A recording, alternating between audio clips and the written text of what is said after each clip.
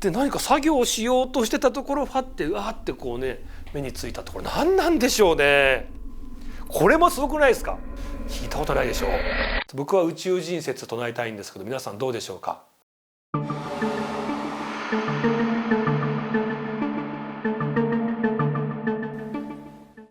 どうも島田秀平です。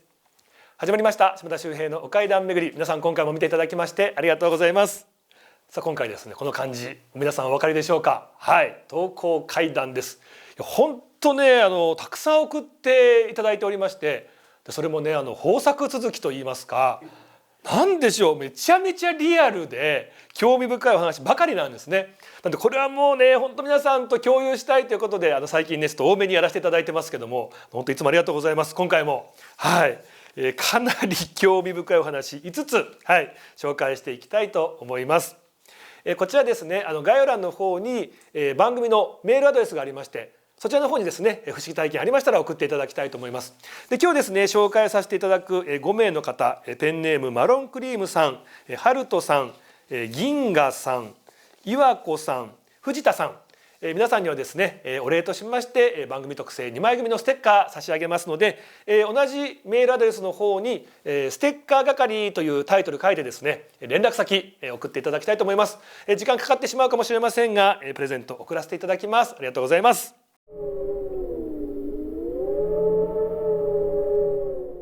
さあ5つ届いてますので、早速紹介していきたいと思います。まずはペンネームマロンクリームさん、女性の方でしょうかね、送っていただきました。ありがとうございます。これは私が30年前小学校高学年の時に大親友だった M ちゃんから聞いた話です。 M ちゃんは当時団地のかなり上の階の方に住んでいました。 M ちゃんは一人部屋でいつものように夜寝ていたそうなんですが、ふと夜中目が覚めてしまい眠れないでいるとベランダの方からスッと何か真っ白い何か部屋に入ってくるのが見えたそうなんです。よく見るとそれは着物を着た長い髪の女の人で全てが真っ白だったそうなんです。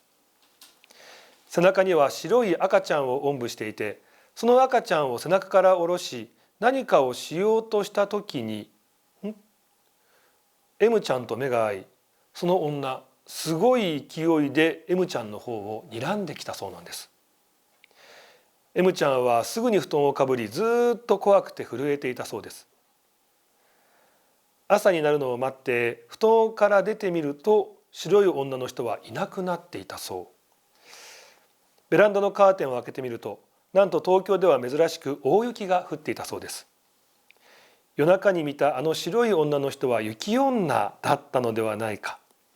睨んできた目が本当に怖かったと真剣な顔をして私に話をしてくれました。いつも優しく絶対に嘘をつくような子ではない M ちゃんから聞いたこのお話は30年以上経った今でも冬が来るたびに思い出します。いいですね。冬来るたびにこの話を思い出すってなんか情緒がありますね。30年前寒い日だったんでしょうね。ふっとこうね夜白い影が見えて、怖い顔、怖い形相のねでも綺麗な長い髪のね女の人が入ってきたと。翌朝大雪だったっていう雪女面白いですね。僕も雪女ね伝説大好きで。昔から昔話でもねありますけど東北の方が舞台という話もありますが僕の実家長野県のね白馬村が実は舞台なんだっていう説もあったりして結構調べたりもしたんですけど、やっぱり雪国ね、雪女っていうとお話をね簡単に言うと親子のね2人がいてで雪山遭難しかけた時に小屋で避難をしてるとパッと目を覚めたらお父さんの方がですね雪女に息を吹きかけられてで自分の方も怖がっていると自分はねなんとか命を助けてもらえたっていう。でこのことはあなたのことは助けてあげるけども絶対に言うんじゃないよなんてことをね言ってた後にその若い男のもとをね綺麗な女性が訪ねてくるわけですね。で子供も設けて、10人ぐらい設けたんですかね。結構子だくさんだなと思いましたけども、である日気が緩んで「いや実は昔さ雪山でさ雪女に会ったことがあるんだ」なんて話をしてしまったところ、その奥さんの形相がどんどん変わっていって「なんであなたは話してしまったんだ」っていうね。で本当だったら命を取らなきゃいけないんだけれども子供たちのこともあるから命は助けてあげると言って悲しそうな顔でこう去っていったっていう話なんですけどもね、なんかすごくこの話も好きなんですよね。なんか人間らしいなっていうところもあるんですけど、やっぱり雪山ですからね。雪女という名の、自然の怖さなんかもね表した話だと思うんですけどもね、ただこれが東京で30年前に現れたってなるとね、これ大事件で、なんでしょうね。この漢字は雪女っぽくは確かにあるんですけども、でも白いで、しかも赤ちゃんもねおんぶしていたっていう。で何か作業をしようとしてたところファッてうわーってこうね目についたところ、何なんでしょうね。睨んだ顔が怖かったっていう話ですけども、でも本当雪女だったらね、そこででもそこでね、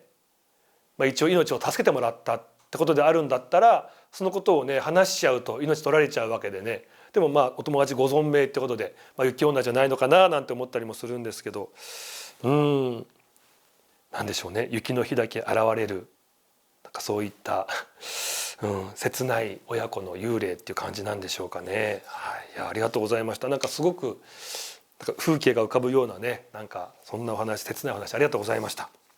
さあ続きましてこちらはですね、不思議なんですけども、ハルトさん、男性の方から送っていただきました。ありがとうございます。はじめまして、私は福岡県の田舎に住む47歳のハルトと言います。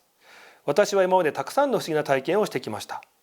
このまま埋もれさせるのももったいないかもと思い連絡をさせていただきました。ありがとうございます。これは今からおよそ20年くらい前の話。当時ものすごく古い市営団体に母と2人で住んでいました。その家には私は物心がついた時から住んでいたんですが、そこには神棚があり、よく手を合わせていたという記憶もあります。それはお昼前くらいのことでした。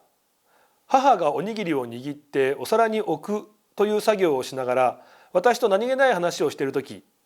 急にお皿に置いていたおにぎりが真上の方にポーンと飛んで、その上にある神棚の方にポーンと向かって飛んでいったんです。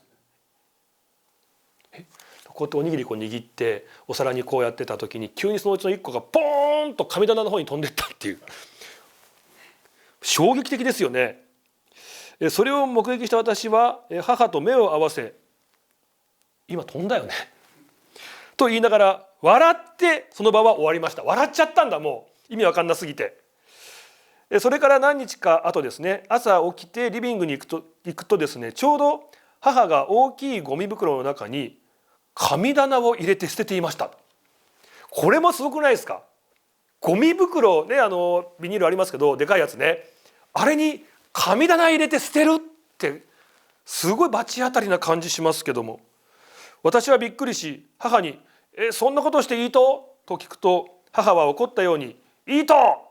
と言って神棚を結局捨ててしまいました。いやこれゴミ収集の方もびっくりしたでしょうね。それから20年経って今思い出すと、普段掃除や片付けをしない母がなぜわざわざ神棚だけを捨てるようなことをしたのか。私が思うに多分おにぎりが飛んでから神棚を捨てるまでの間に母に何か恐ろしいことが起こっていたんじゃないかと思います。実は母はとても霊感が強かったんで、そのことをですね、母に聞こうにも随分前に母は亡くなってしまっているので真実はわからないままです。そしてずっと放置していた神棚に向かっておにぎりが飛んだ時にちゃんと手を合わせてお供えすればよかったと後悔もしています。お読みいただきありがとうございます。これからもチャンネルの方を楽しみにしています。聞いたことないでしょう。こういう話ねたくさん送っていただけるんですよ。面白いですよね。おにぎりが神棚の方に飛んでいく、一つ考えられるのが神棚ねちゃんとこうきれいにしてねお供え物っていうねことをしなきゃいけないと思うんですが、ずっと放置してて手つかずだったってなると神様がもう怒って「いやもうそのおにぎりもうこっちによこせ」って無理やり持ってったのかなとかね、そんなふうにも考えちゃうんですけども、ただやっぱりそうなるとね「あすいませんでした」ってそこからもうしっかり手入れもしてねお供え物もしてっていうことにしたらいいことが起こるのかなとか、まあでもねその後ゴミ袋に捨てて神棚を捨てちゃうってこれもう普通じゃないっすよね。しかも他のところは別に掃除しなくってなんか全体的にもう部屋すっきりさせますよとかねっていうんだったらまあ分からなくもない、本当はね分かんないですけど神棚ですから分からなくもないんですけど、その神棚だけ他掃除しないのに神棚だけピンポイントで取り外してゴミ袋入れてもう捨てちゃうって、これ何かお母様的になんかこの神棚が原因で良くないことがあったんでしょうけどね。ただそんなことしちゃったらその後とんでもない良くないこと起きそうな気もするんですけど、そんなことはなさそうなんですよね。いやちょっと僕も専門じゃないのでわからないですけど、もしかすると長年放置されたというところでそこに良くないものがそのよりしろとしてそこを住処にしてそこに入り込んでしまっていたとか、だからこそお母さんはなかなか捨てないですよ神棚ってね。いやちょっとやっぱりとにもかくにもこうやっぱりきれいにしておくっていうこととやっぱりねしっかりお供え物もしてっていうね、手を合わせてっていう、そういう場所ですからね、今家に神棚がある方はですねやっぱりこう放置しないで、そういうふうに大事にね扱っていただきたいななんていうふうに思いましたけども、不思議な話ありがとうございました。次もねこれ何だという話なんですけど、ペンネーム銀河さん、これは自分の姉夫婦の話です。姉の旦那さんは霊感があり時々見たりしています。そして姉夫婦の息子甥っ子もおそらく見えていると思います。現在甥っ子は1歳です。赤ちゃんなんですね。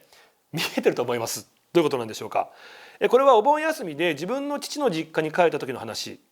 自分の家庭は母子家庭で生まれてから父とは一緒に住んではいませんでした。ですが時々会いに行ったりはしていたんですね。高校生くらいから疎遠になってしまうことがあり、会うこともなくなっていったんですが、姉が連絡先を知っていてたまに遊びに行くときに、自分のことも誘ってくれていました。ということで、時々はお父さんとも会えていたと。そして甥っ子が生まれたので挨拶に行くことになり、お盆休みで父方の実家の方に遊びに行きました。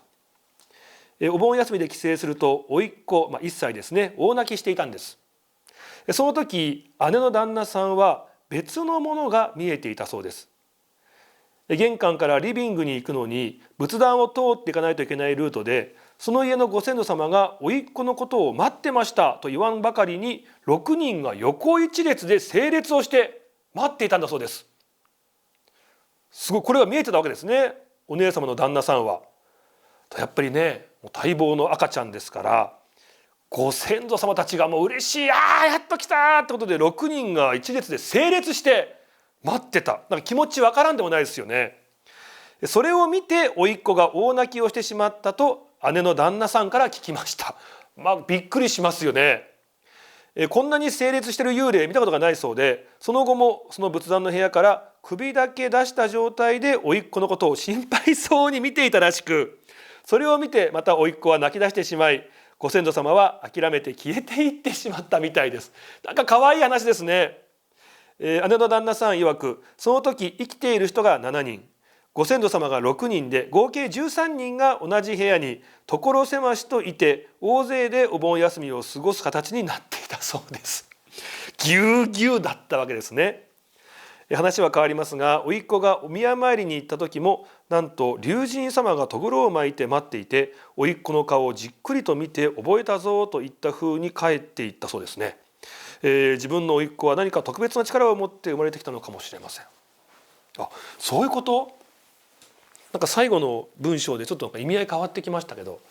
ご先祖様たちが嬉しいなっていうことでこう見に来て泣いてるのを見てね、心配そうに見て可愛いなってまた顔を出して、でもそれが結局ね赤ちゃんが泣いちゃう原因になったからごめんねってもいなくなるっていう、なんかそういう微笑ましい話かと思ってたんですけど、龍神様がとぐろを巻いて待っていて甥っ子の顔をじーっと見た後、顔を覚えたぞみたいな感じで帰っていったっていうと、なんかちょっと向こうの世界で噂になってるみたいななんか力を秘めたお子さんっていうことなんですかね。今1歳でしょ。この後めちゃくちゃ楽しみですよね。銀河さんぜひもしねご了解得られるんであれば、この甥っ子さんの成長日記定期的に送ってほしいですね。今うちの息子もちょっとねそんな毛があるんでね、めちゃくちゃ興味あるんですよこういう話。で最初ねご先祖様6人が横一列で整列ってなってたんで一瞬怖かったんですよ。何かっていうとほら七人岬とか七人坊主の呪いってあるじゃないですか。7っていうね、7っていう人数でもうずっとこの人数は変わらずそっちの方に引っ張られちゃうっていう。一人成仏するとまた一人餌食というか犠牲になって毎回この7人でねっていうそういう話あるじゃないですか。だから6人で横一列で整列って聞いたから、もしかして7人になるようにその7人目をなんかみんなで迎え入れようとしてる怖い話かななんて思ったんですけども、違うね、感じがしてよかったですね。いやぜひ銀河さん、この甥っ子さんの成長日記お待ちしておりますんでぜひぜひよろしくお願いいたします。楽しみですね。はい、この龍神様の話、はい、僕もその近い話がありまして。大熊さんにですか。はい、はい、僕の母と山梨の龍神様が祀られている神社に数年前に行った時に、はい、神社にお参りした後に帰っている時にその鳥居をくぐる前にうちのお母ちゃんが僕の後ろを歩いてたんですね。そしたら「一度龍神様がね、龍が今体に巻きついてたよ、それが見えた」って言われて、でそこからその次の年の仕事さらに忙しくなって、そんなことがあったんですよ。それを投稿を見させてもらって思い出して、よくね辰龍っていうとね上り龍なんていうねこともありますけど、仕事運とか、やっぱりこう上昇する時にねなんか味方してくれるなんて話ありますけど、お参りに行ったことで龍神様がついてくれたってことなんですかね。だと思うんですよね。僕はそういうふうに思いました、感じました。でも実際ねその後の仕事のね様子なんかからも本当にご利益があったのかもしれないですよね。ってなるとこの甥っ子さん龍神様からこうしっかりこうね顔を覚えたぞっていうふうに見られたってことはなんかとんでもない偉業を成し遂げるというか、すごいですよね。なんか20、30年後ぐらいにこれが後のみたいな風になったら面白いですね。すごいですよね。可能性全然ありますよね。イーロン・マスクであるみたいな、なんかあともしくはね日本とか世界をこう導いていくような救世主みたいな、今混沌とした時代ですけど、ちょっと甥っ子さんに日本もね世界も救ってほしいですね。楽しみですね。怖いんですよもう2025年いろんな話がありすぎてね。三上さんはね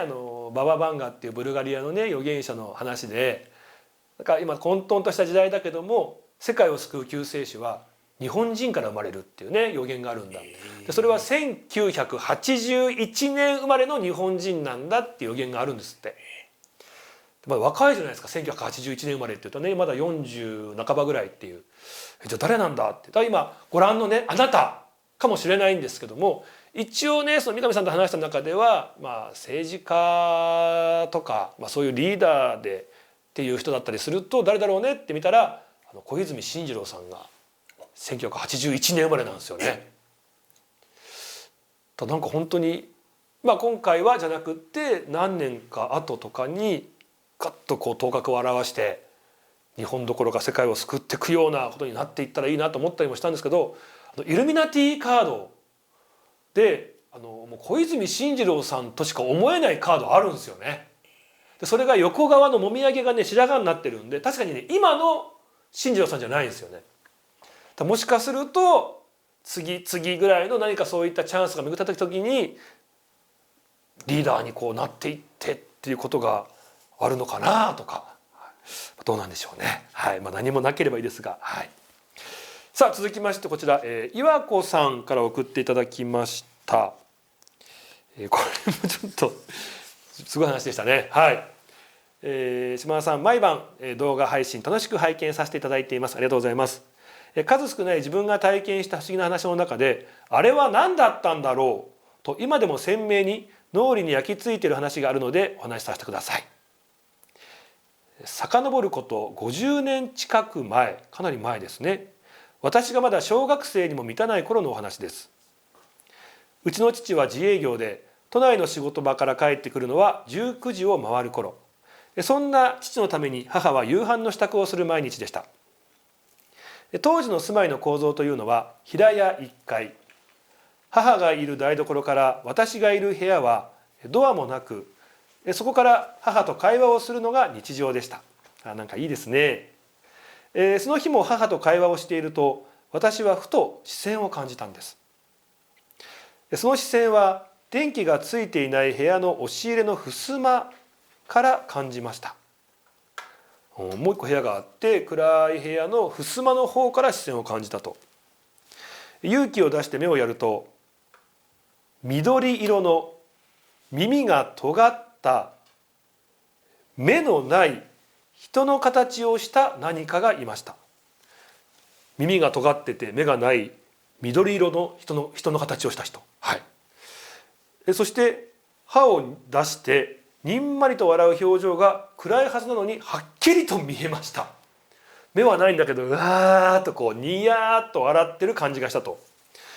その緑色の何かはゆっくりと襖の影に隠れていきました。しばらく言葉も出せずにいたんですが、その姿が消えた途端我に返り、母に「ねえ、今押し入れに何かいたよ」と叫びました。母は私の尋常じゃない様子にすぐに駆け寄り、部屋の電気をつけて押し入れの中を確認。しかし「何にもないよ、気のせいじゃない」と母は言いました。その直後は特に変わったことはなかったんですが、夜中です。トイレに起きた私、用を済ませ手を洗おうとした時に固まってしまいました。風呂場の真ん中の空間にスライムみたいな緑色の物体がうねうねと動いていたんです。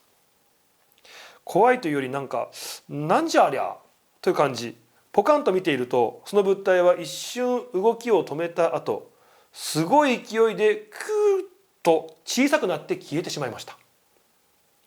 今思えばなんですが、その緑色の物体と押し入れで見た何か同じ色でした。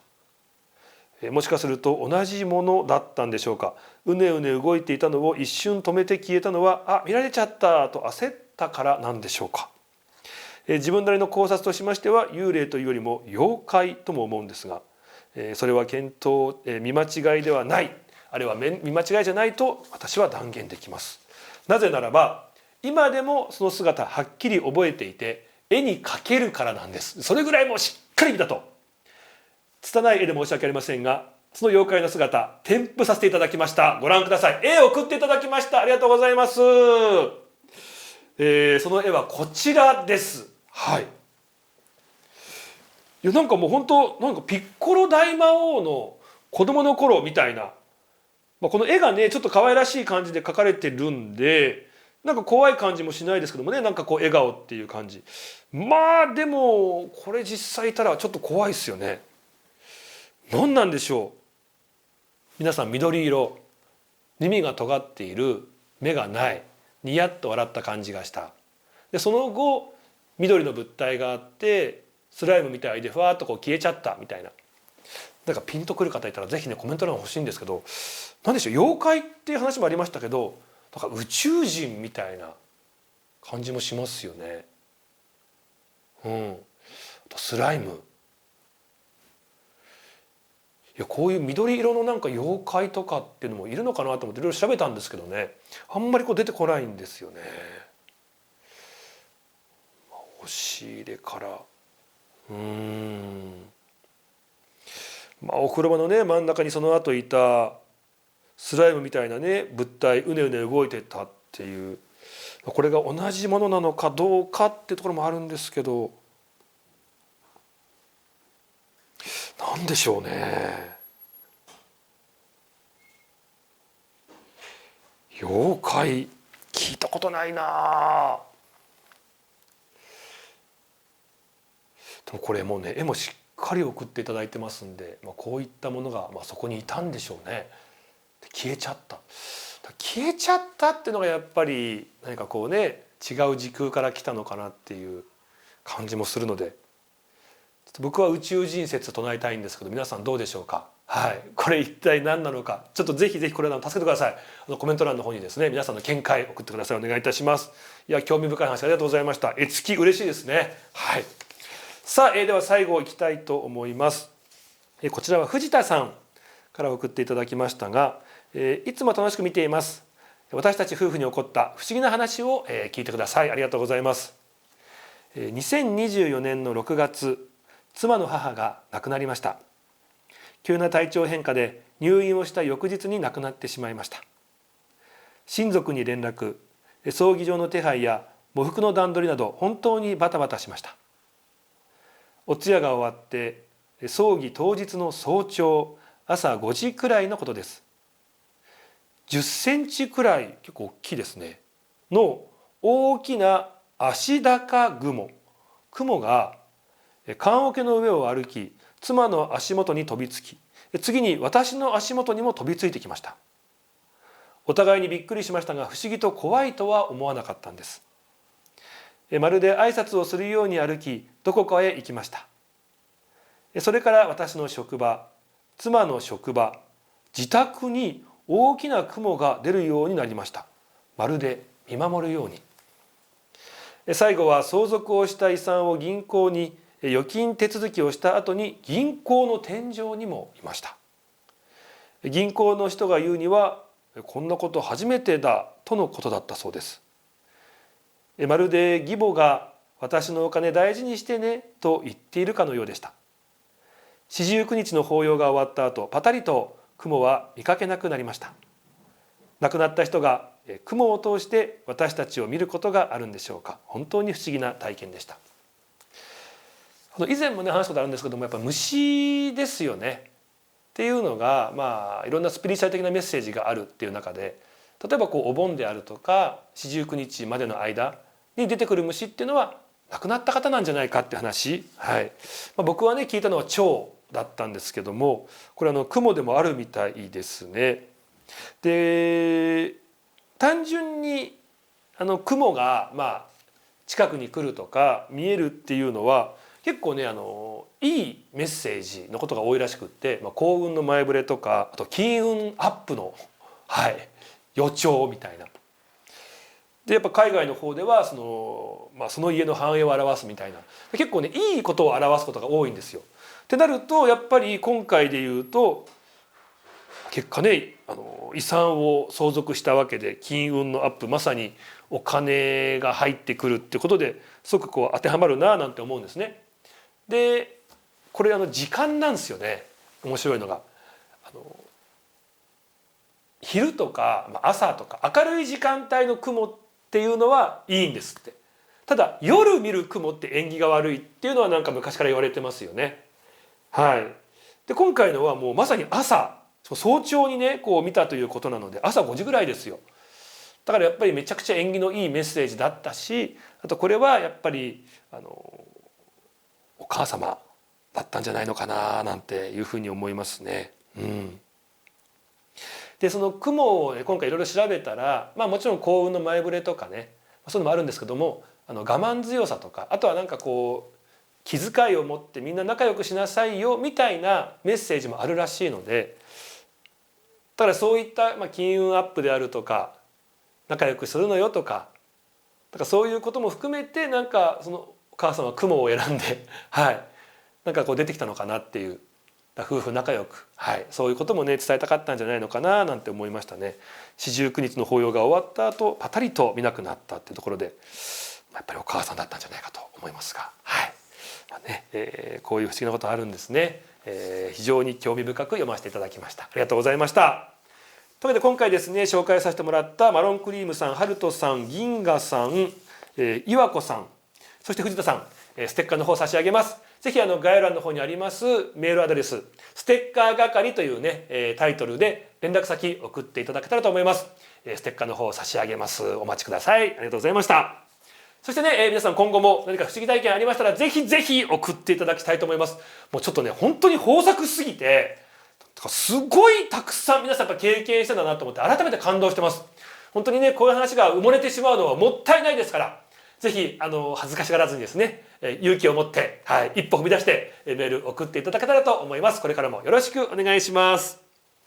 というわけで今回は投稿怪談をお送りいたしました。ありがとうございました。島田秀平のお怪談巡りでした。